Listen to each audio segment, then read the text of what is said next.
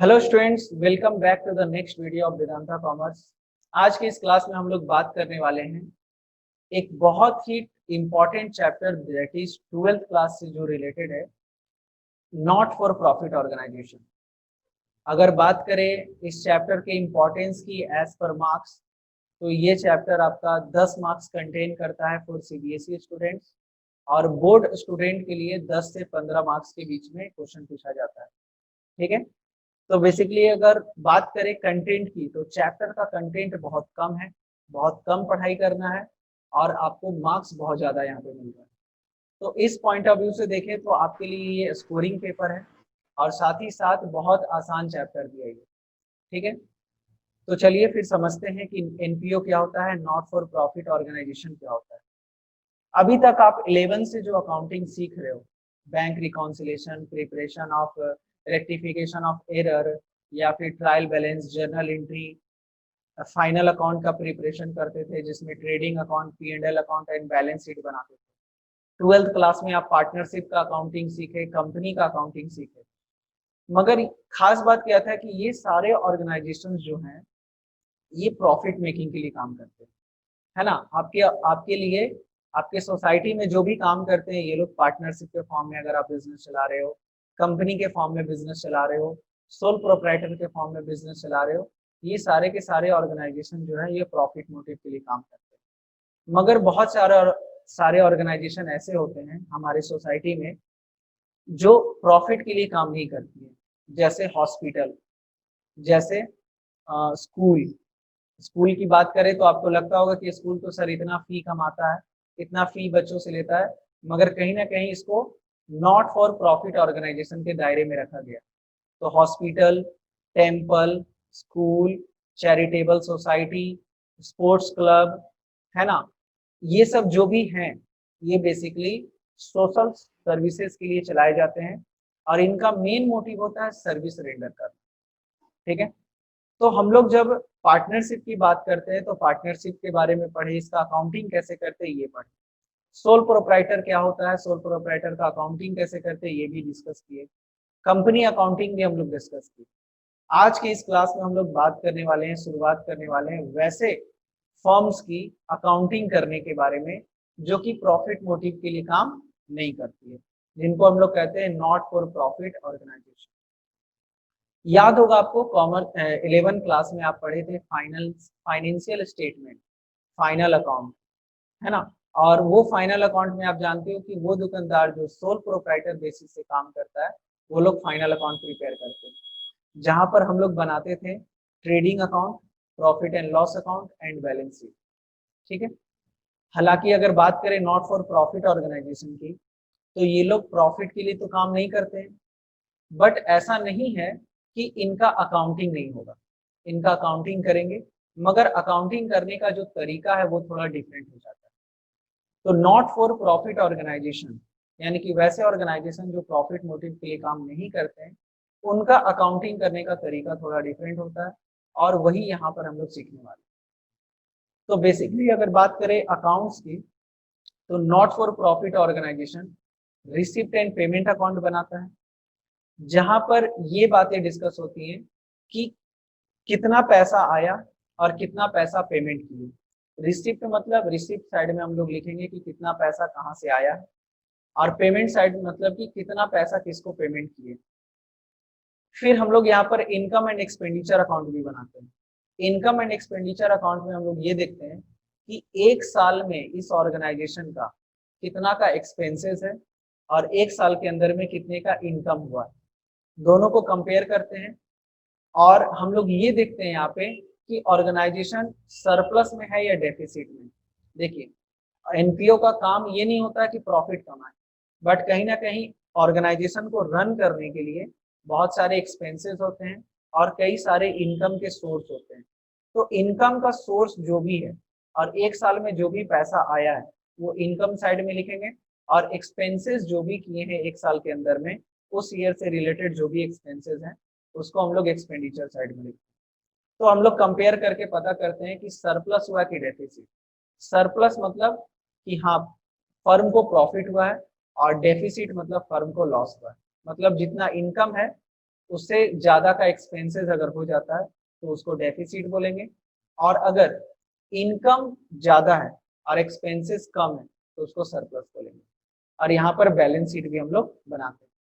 तो चलिए एक एक करके पहले थ्योरी, आज हम कोशिश करेंगे कि आपका थियोरिटिकल एस्पेक्ट कवर करें आज के इस क्लास में, फिर धीरे धीरे हम लोग अकाउंटिंग की ओर बढ़ेंगे। चलिए, जैसा कि देख सकते हो यहाँ पर आपका financial statement for not for profit organisation है। इस चैप्टर में बेसिकली पढ़ेंगे तो क्या समझ में आएगा आपको, नॉट फॉर प्रॉफिट ऑर्गेनाइजेशन क्या होता है, रिसिप्ट एंड पेमेंट अकाउंट के बारे में पढ़ेंगे और उसके मीनिंग एंड फीचर्स के बारे में पढ़ेंगे, इनकम एंड एक्सपेंडिचर क्या होता है उसके बारे में समझेंगे, difference between receipt and payment account and income and expenditure account, और लास्ट में आप सबसे सीखोगे जो कि सबसे इंपॉर्टेंट है कि preparation of income and expenditure account and balance sheet कैसे बनता है with the help of receipt and payment account. ठीक है ना, कि रिसिप्ट एंड पेमेंट अकाउंट की मदद से receipt income and expenditure account कैसे बनाते हैं, तो धीरे धीरे हम लोग सीखेंगे। सबसे पहली बात अगर बात करें फीचर्स की, तो मेन एम इज सर्विस, है ना। नॉट फॉर प्रॉफिट ऑर्गेनाइजेशन का मेन मोटिव क्या होता है, सर्विस देना, पैसा कमाना नहीं होता है, लोगों को सर्विस देना। जैसे टेम्पल सर्विस देता है, हॉस्पिटल सर्विस देता है, स्कूल सर्विसेज देता है। फॉर्म की बात करें तो ये एक तरीके का चैरिटेबल ट्रस्ट होता है और सोसाइटी के फॉर्म में इनको क्रिएट किया जाता है जहां पर बहुत सारे मेंबर मिल के काम करते हैं। ठीक है, देखिए किसी भी मंदिर की बात करें, किसी भी हॉस्पिटल की बात करें, तो हॉस्पिटल कैसे चलता है, मेंबर के द्वारा, मंदिर कैसे चलता है, मेंबर के द्वारा। तो फॉर्म जो है, फॉर्मेशन जो है, ये चैरिटेबल ट्रस्ट के नाम पे होता है एनपीओ का, या फिर सोसाइटीज के नाम पे, और इन चलाया किन के द्वारा जाता है, तो मेंबर्स के द्वारा। सेपरेट एंटिटी है, यानी कि इनका एक अलग से आइडेंटिटी है, यानी कि एनपीओ अगर चाहे तो अपने नाम पे प्रॉपर्टी परचेज कर सकता है और एग्रीमेंट भी साइन कर सकता है। Manage by elected member, not for profit organisation, है ना। नॉट फॉर प्रॉफिट ऑर्गेनाइजेशन की बात करें तो नॉट फॉर प्रॉफिट ऑर्गेनाइजेशन जो है वो किनके द्वारा चलाया जाता है, इलेक्टेड मेंबर के द्वारा। ठीक है, यानी कि जो मेन डिसीजन, जैसे एक मंदिर है तो मंदिर का मेन डिसीजन कौन लेगा, जो हेड मेंबर है, और हेड मेंबर को सेलेक्ट कौन करता है, मेंबर। ठीक है, major source of income, sir इस तरीके के ऑर्गेनाइजेशन को जनरली इनकम कहाँ से आता है, तो देखिए अगर मान लीजिए हम किसी मंदिर के मेंबर हैं तो हम मंदिर में हर महीने कुछ ना कुछ पेमेंट करेंगे। जैसे आप स्कूल जाते हो, जैसे आप स्कूल जाते हैं तो स्कूल में आप क्या देते हैं, फी देते हैं, और आपके फी के माध्यम से ही आपका स्कूल चलता है। उसी तरीके से एनपीओ में क्या होता है, जब आप मंदिर के मेंबर बने तो मंदिर को रन करना है भाई, मंदिर सस्टेन करना चाहिए, देवी देवता को दिक्कत नहीं होना चाहिए, तो आप मेंबरशिप फी देते हैं जिसको हम लोग बोलते हैं सब्सक्रिप्शन। क्या बोलते हैं, सब्सक्रिप्शन। तो हर मेंबर, जितने भी मेंबर जुड़े हुए हैं वो हर महीने या फिर हर साल, बार बार, हर महीने मान लो आपको मेंबरशिप फी देना पड़ेगा जिसको हम लोग बोलते हैं सब्सक्रिप्शन। ठीक है, तो ये एक जरिया हो जाएगा एनपीओ का इनकम का। या फिर जब आप जुड़ रहे हैं, जब आप जुड़ते हो उस समय आपको एक वन टाइम पेमेंट फी देना पड़ता है जिसको हम लोग क्या कहते हैं, जिसको हम लोग कहते हैं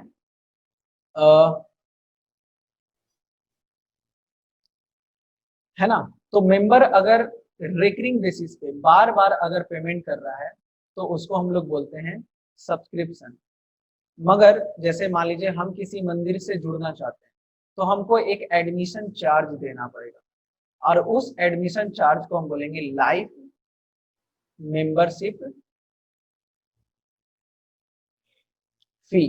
बात समझ में आ रहा है।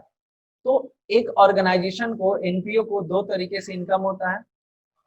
पहला है आपका subscription from there member, member के माध्यम से सब्सक्रिप्शन। उस मंदिर से, हम एक मंदिर का एग्जांपल ले रहे हैं ताकि आपको इजीली समझ में आए। उस मंदिर में जितने भी मेंबर जुड़े हुए हैं हर मेंबर कुछ ना कुछ महीने का महीने देगा और उसको कहेंगे सब्सक्रिप्शन। अब आपको पता है मंदिर में बहुत तरीके का डोनेशन भी आता है, तो डोनेशन भी एक तरीके का इनकम का जरिया है।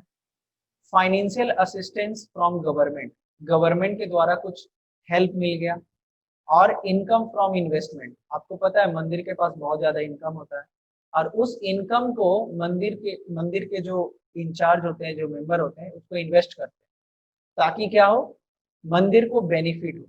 ठीक है, तो इनकम फ्रॉम इन्वेस्टमेंट भी होता है। नेक्स्ट तरीका क्या है, surplus not distributed among its member. खास बात क्या है कि अगर मंदिर में कुछ फायदा हो रहा है, मतलब मंदिर का धन बहुत बढ़ते चला जा रहा है, तो इसका ये मतलब नहीं है कि मंदिर का जो पैसा है वो मेंबर के बीच में बढ़ जाएगा, ऐसा कभी नहीं होता है। एनपीओ का खास मकसद होता है सर्विस प्रोवाइड करना। सोसाइटी के लिए कुछ कर दीजिए, दान पुण्य कर दीजिए, बांट दीजिए, कुछ चलेगा, मगर मेंबर के बीच में वो पैसा बंटना नहीं चाहिए।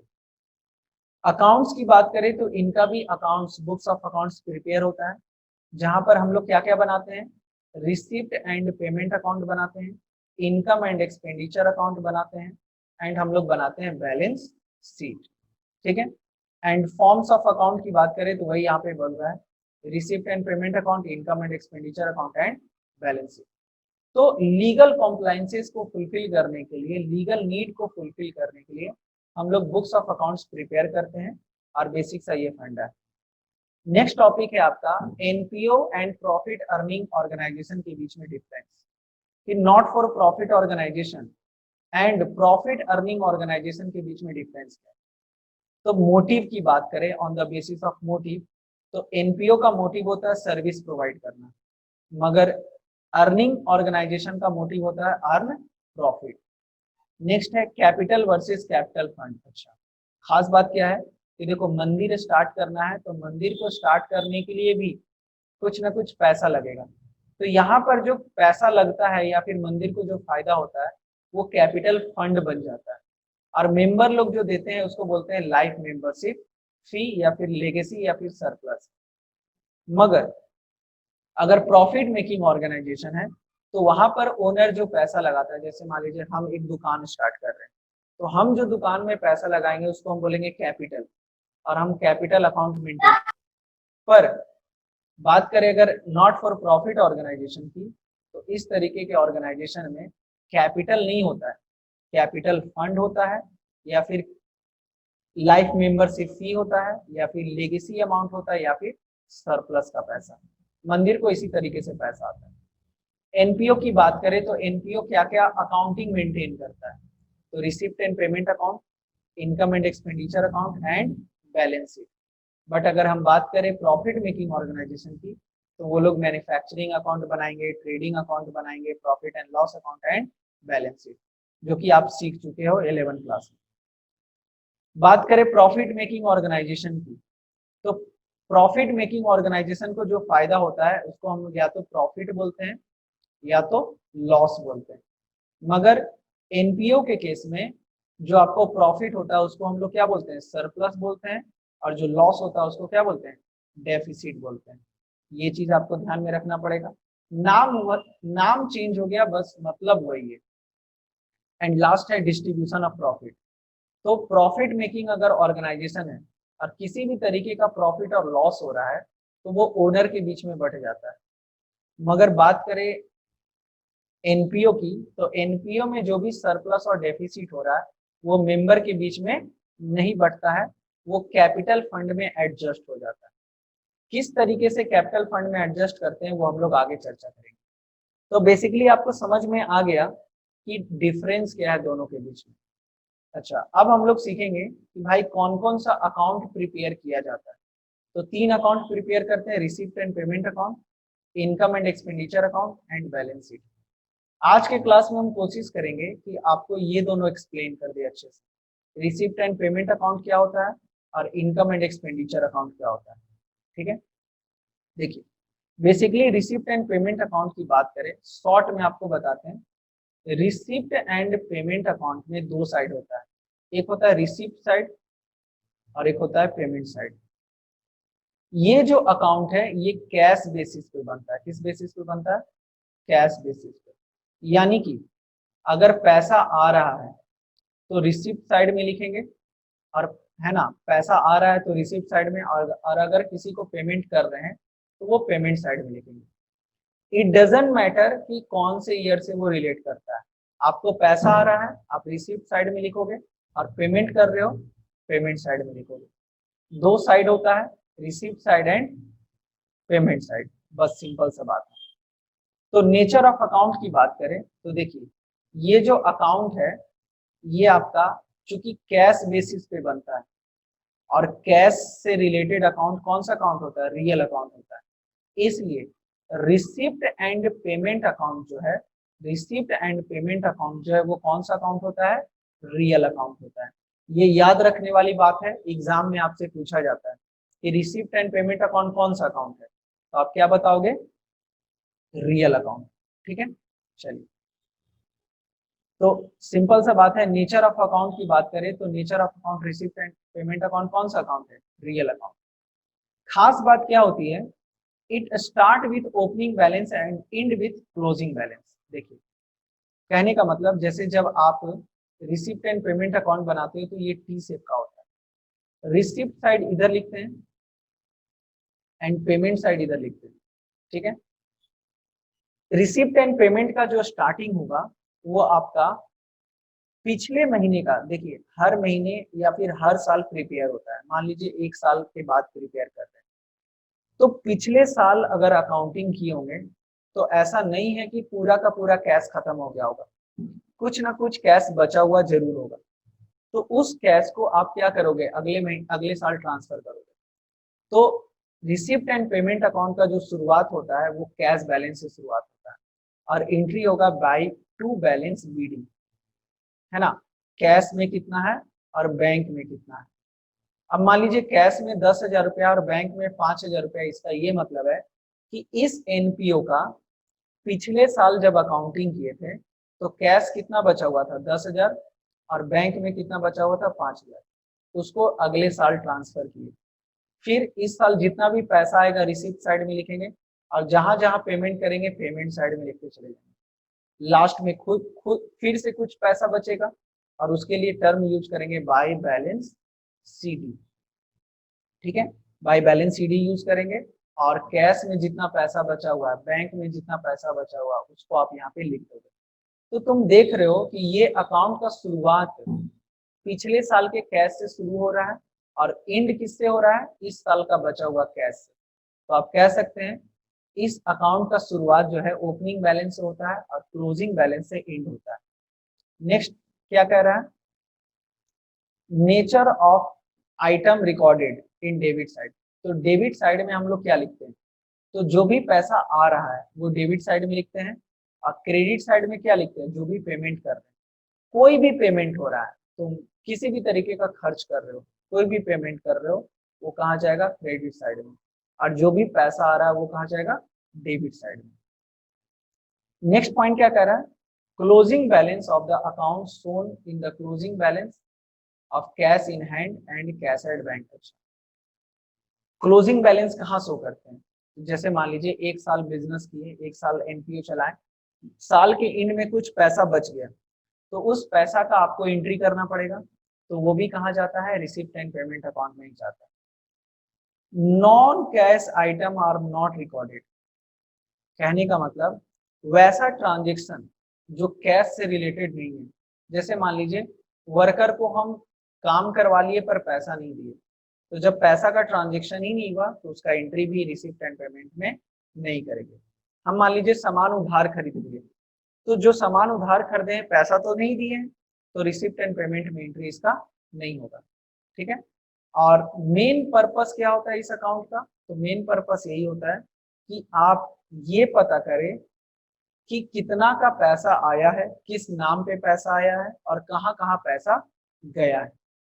ठीक है, अब आपके मन में ये सवाल आ सकता है कि sir receipt and payment account में आप बता रहे हैं कि कैश से रिलेटेड ट्रांजेक्शन्स को रिकॉर्ड करते हैं, तो ये लोग कैश बुक क्यों नहीं मेंटेन कर लेता है, कैश बुक में भी तो कैश से रिलेटेड ट्रांजेक्शन्स को रिकॉर्ड करते हैं।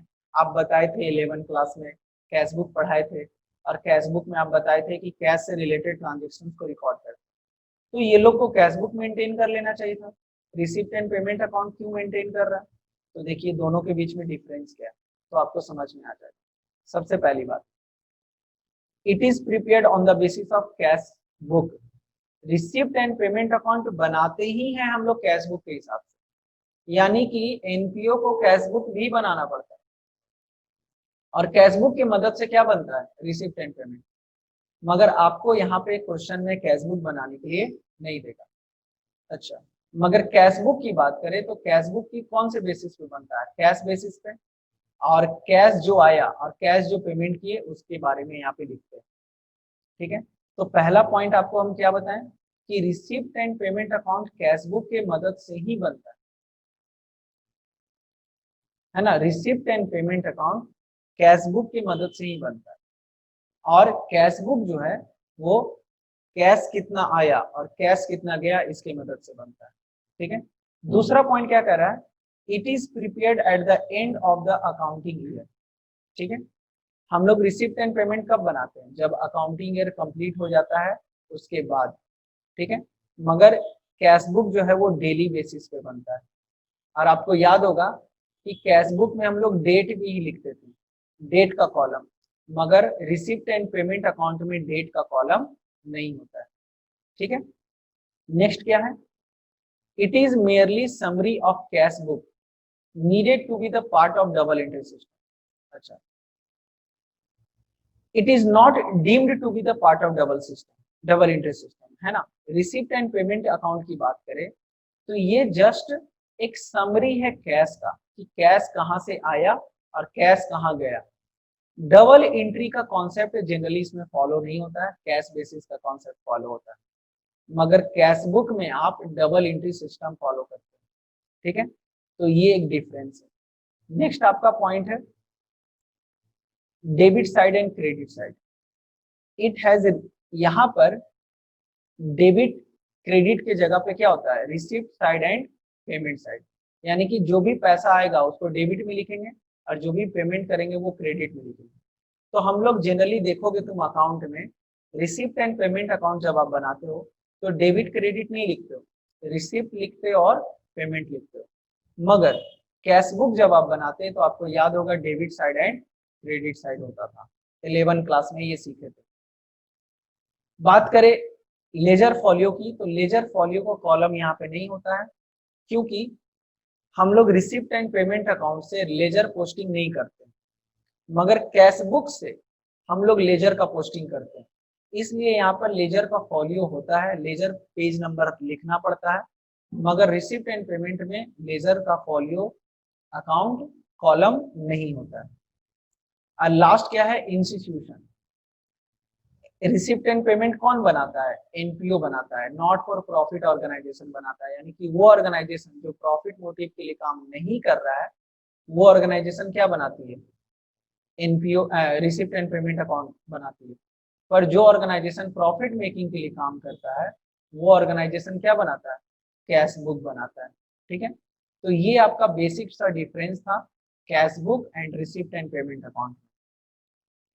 अब इतना रिसिप्ट एंड पेमेंट अकाउंट समझने के बाद एक क्वेश्चन डिस्कस करते हैं। ठीक है, और आपको समझ में आएगा कि इसका पोस्टिंग होगा कि नहीं और क्या होता है एक्चुअली। ठीक है, तो देखिए इस क्वेश्चन में अगर हम बात करें तो क्या कह रहा है, from the following particular relating to rotary club new Delhi prepare receipt and payment account for the year ending 31 March. आपको रिसिप्ट एंड पेमेंट अकाउंट बनाना है। ठीक है, चलिए कोई बात नहीं, बन जाएगा। तो बेसिकली आप समझ पा रहे हो कि यहाँ पर क्या करना है, रिसिप्ट एंड पेमेंट अकाउंट बनाना है। अब रिसिप्ट एंड पेमेंट अकाउंट आपको पता है कि टी शेप का होता है। ठीक है, टी शेप का होता है, इसमें अमाउंट लिखते हैं, है ना, और दो साइड होगा, एक रिसिप्ट साइड और एक पेमेंट साइड। पेमेंट साइड आपका क्रेडिट में आएगा और रिसिप्ट साइड आपका डेबिट में आएगा, और लिखेंगे रिसिप्ट एंड पेमेंट अकाउंट। बस आपको ये ध्यान में रखना है जितना भी पैसा आ रहा है वो रिसिप्ट साइड में लिखते चले जाएंगे, और जहां जहां पर पेमेंट कर रहे हैं वो कहाँ लिखते जाएंगे, क्रेडिट साइड में। और एक चीज आपको ध्यान में और क्या रखना है, पिछले साल का जो बैलेंस है यानी कि ओपनिंग बैलेंस, उसको हम लोग डेबिट साइड में लिखेंगे, टू बैलेंस बीडी बोल के। कैश कितना है और बैंक बैलेंस कितना है वो अमाउंट यहाँ लिखेंगे, और साल के एंड में जो पैसा बच जाएगा वो यहाँ लिखेंगे क्रेडिट साइड में सबसे नीचे, बाई बैलेंस CD, और कैश जितना बचा हुआ है, बैंक जितना बचा हुआ है, ये दोनों अमाउंट यहाँ लिखते हैं। बात समझे? ये तरीका है रिसिप्ट एंड पेमेंट अकाउंट बनाने का। ठीक है, चलो, तो कॉन्सेप्ट तो आपको क्लियर है कि भाई किस तरीके से अकाउंट बनाते हैं। अब हम लोग एक एक करके आइटम पढ़ते हैं और देखते हैं कि कौन सा आइटम जाएगा और कौन सा आइटम नहीं जाएगा। देखिए, ये जो आपको दे रहा है कैश इन हैंड 1 अप्रैल 2018, 1 अप्रैल 2018, देखो 31 मार्च 2019 का काउंटिंग कर रहे हैं, तो आपको समझ में आना चाहिए ये कि स्टार्ट कब हो रहा है 18 में और खत्म कब हो रहा है 2019 में। तो पिछले साल भी तो अकाउंटिंग हुआ होगा, यानी कि 17-18 में, और 17-18 में कुछ पैसा बचा होगा जो कि अगले साल ट्रांसफर हो रहा है, तो वही पैसा है ये 1 अप्रैल का जो डाटा है ये पिछले साल का है, प्रीवियस ईयर का कैश है। कितना कैश है आपका 7500 और बैंक में कितना 4800, तो आप इसको कहाँ लिखते हैं डेबिट साइड में, टू बैलेंस बीडी बोल के, है ना, टू बैलेंस बीडी बोल के। इसलिए आप सॉल्यूशन में देखिए लिखा है to balance BD cash and bank 7500 and 4800। Account का फॉर्मेट आपको क्लियर है, receipt account and payment account. आप क्या लिखेंगे, चूंकि आपको क्वेश्चन में पूरा डिटेल दिया हुआ है, तो books of rotary club, rotary club का काउंटिंग हो रहा है, receipt and payment account for the year ending 31 मार्च 2019, है ना, फॉर द ईयर 31 मार्च 2019। ये डाटा आपको लिखना बहुत जरूरी है। ठीक है, तो इस हेडिंग में किसी भी तरीके का कॉम्प्रोमाइज नहीं होना चाहिए। आगे बढ़ते हैं, नेक्स्ट पॉइंट क्या कह रहा है, नेक्स्ट है आपका subscription collected for the year. Subscription collect किए यानी कि मेंबर लोगों की तरफ से पैसा मिला है, 15,000 रुपया मिला है 31 मार्च 18 तक का, यानी कि ये कौन सा ईयर हो जाएगा 17-18, है ना। 31 मार्च 19 यानी कि ये कौन सा ईयर हो जाएगा 18-19, और 31 मार्च 20 कहने का मतलब ये हो जाएगा 19-20। तो 3 साल का सब्सक्रिप्शन मिला है, 15,000, 2,20,000 और 6,60,000, सॉरी 6,000 रुपया। तीनों को लिखेंगे रिसिप्ट साइड में। सब्सक्रिप्शन का मतलब होता है मेंबर से पैसा मिलना, तो मेंबर से कितना पैसा मिला है, तो सर मिला है हमने 15,000, 2,20,000 और 6,000 रुपया। ठीक है, तो सब्सक्रिप्शन नोट 1 आप डायरेक्ट देखिए, 15,000 पहले लिखा हुआ था, 20,000, 2,20,000 यहाँ और 6,000 रुपया यहाँ, टोटल हो गया 2,41,000 रुपया। ठीक है, नेक्स्ट है आपका डोनेशन रिसीव्ड 25,000 रुपया। तो डोनेशन जो मिल रहा है आपके लिए इनकम है, आप कहाँ लिखोगे डेबिट साइड में। ठीक है, donation received for pavilion, pavilion के नाम पे यानी कि स्टेडियम के नाम पे, स्टेडियम कंस्ट्रक्शन करने के लिए आपको मिल रहा है, तो इसको भी कहाँ लिखेंगे डेबिट साइड में, क्योंकि ये पैसा मिल रहा है, यानी कि रिसिप्ट साइड में। नेक्स्ट पॉइंट क्या कह रहा है, 8% इन्वेस्टमेंट परचेस्ड। अब देखिए यहाँ पे परचेज कर रहे हैं, परचेज करना मतलब पेमेंट करना, और जब आप पेमेंट करते हो तो कहाँ लिखते हो क्रेडिट साइड में, तो इसको लिखेंगे पेमेंट साइड में, यानी कि क्रेडिट साइड में। परचेज ऑफ रिफ्रेशमेंट, ये भी कहाँ जाएगा क्रेडिट साइड में।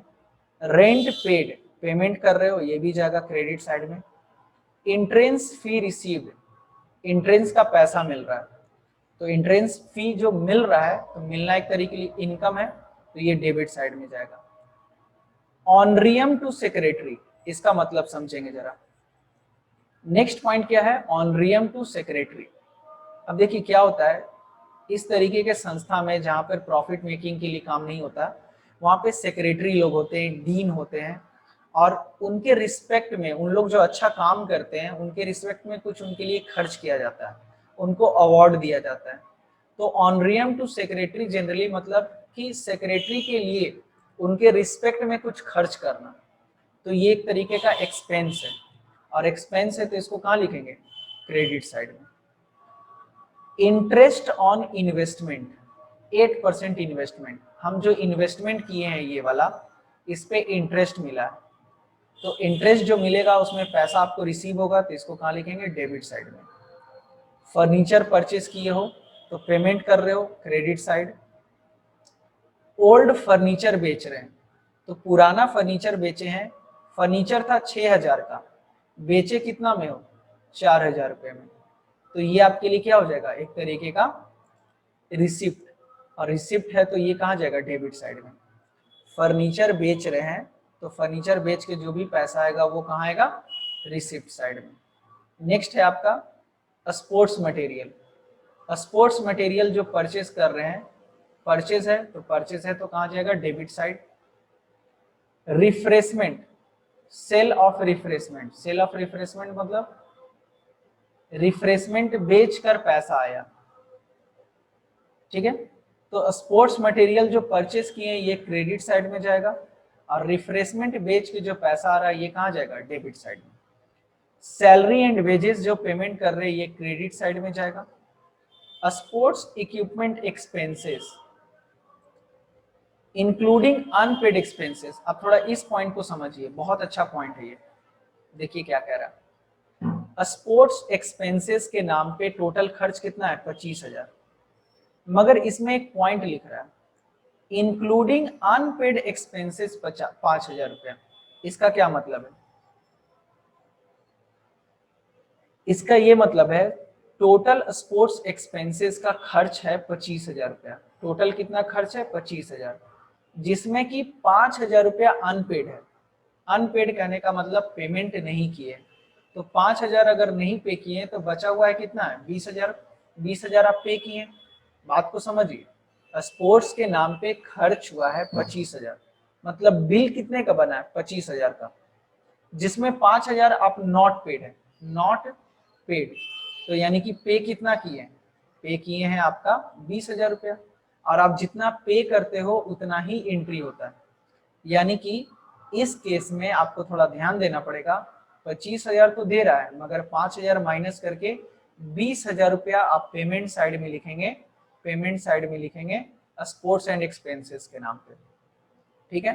तो ये सब छोटा मोटा पॉइंट जो है आपको ध्यान में रखना पड़ेगा। नेक्स्ट है आपका कैश इन हैंड, 6,000, सॉरी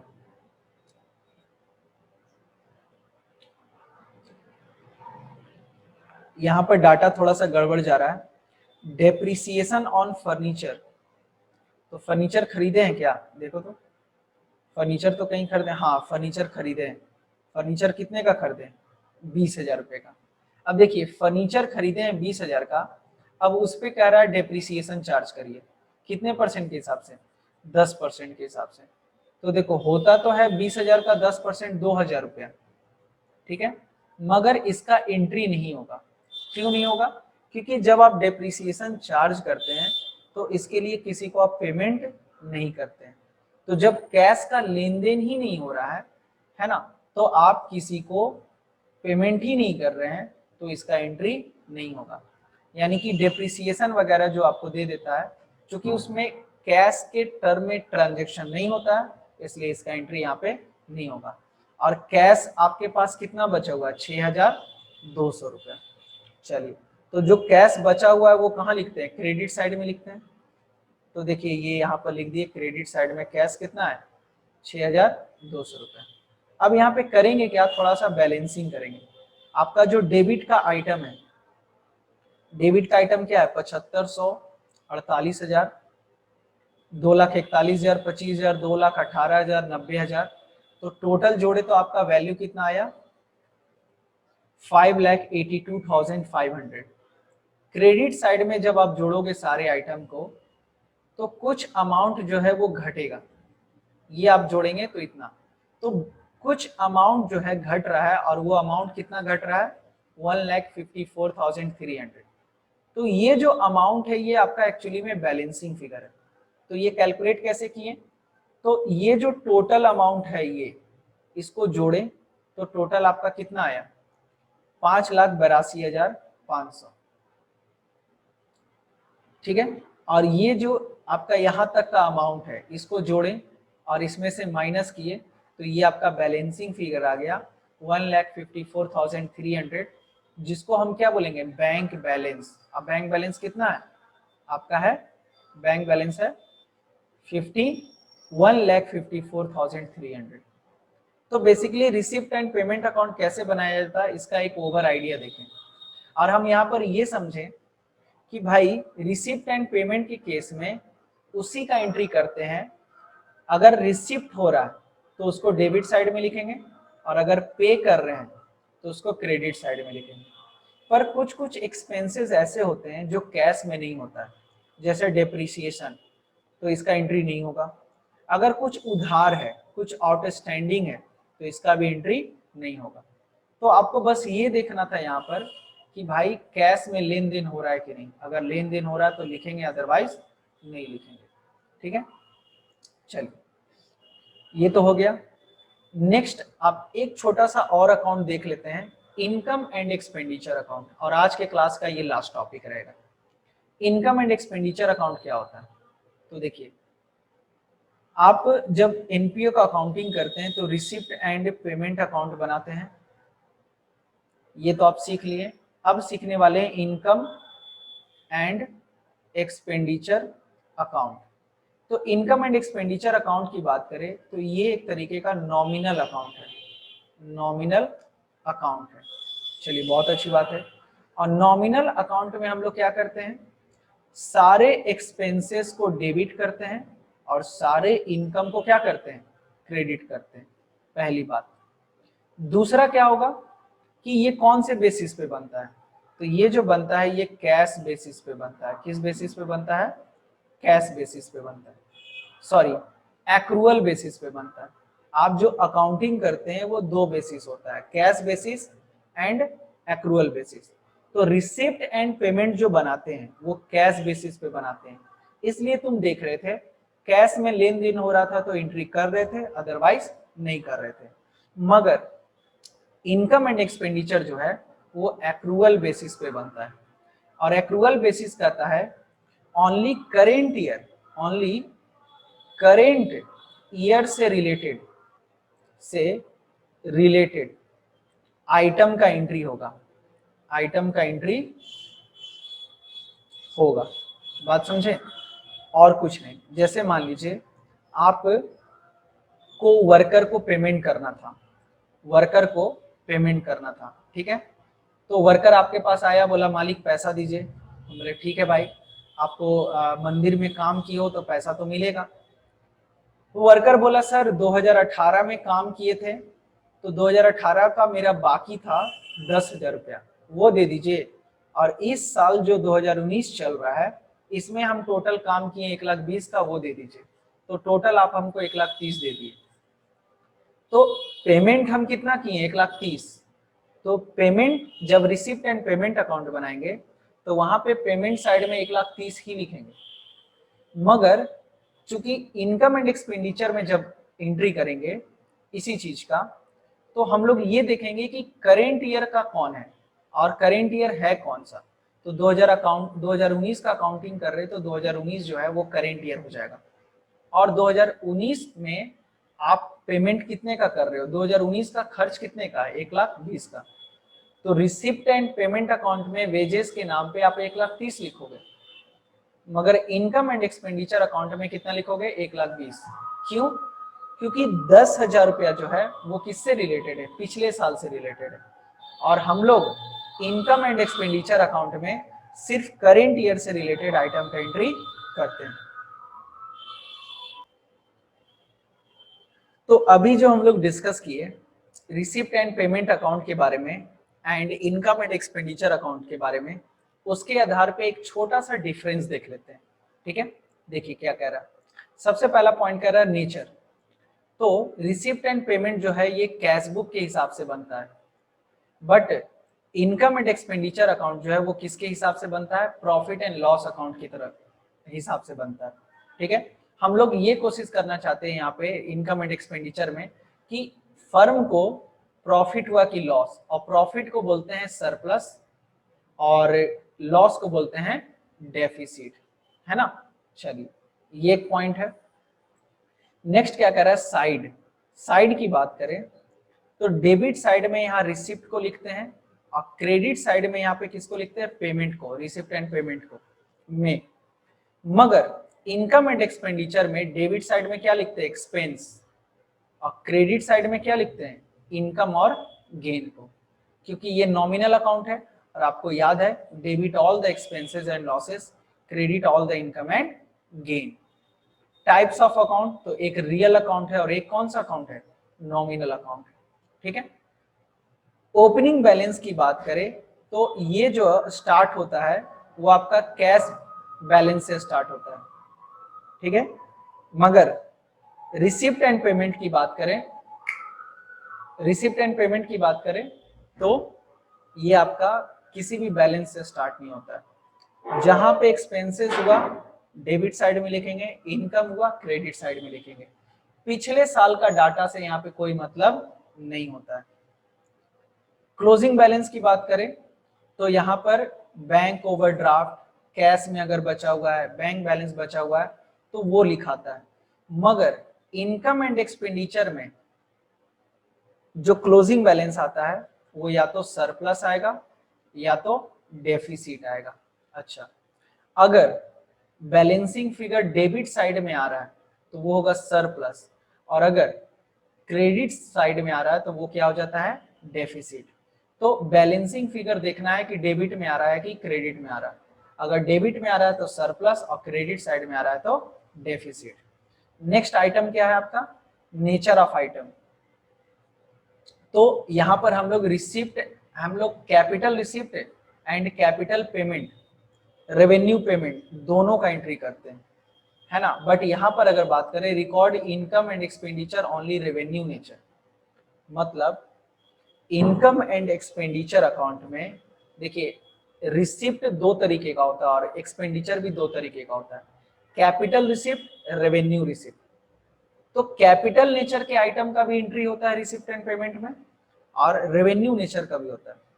मगर इनकम एंड एक्सपेंडिचर में सिर्फ रेवेन्यू नेचर का एंट्री होता है और कुछ नहीं, यानी कि जो करेंट ईयर से रिलेटेड है और जो आपका एक्सपेंसेस या फिर इनकम से रिलेटेड है बस उसी की बात करते हैं।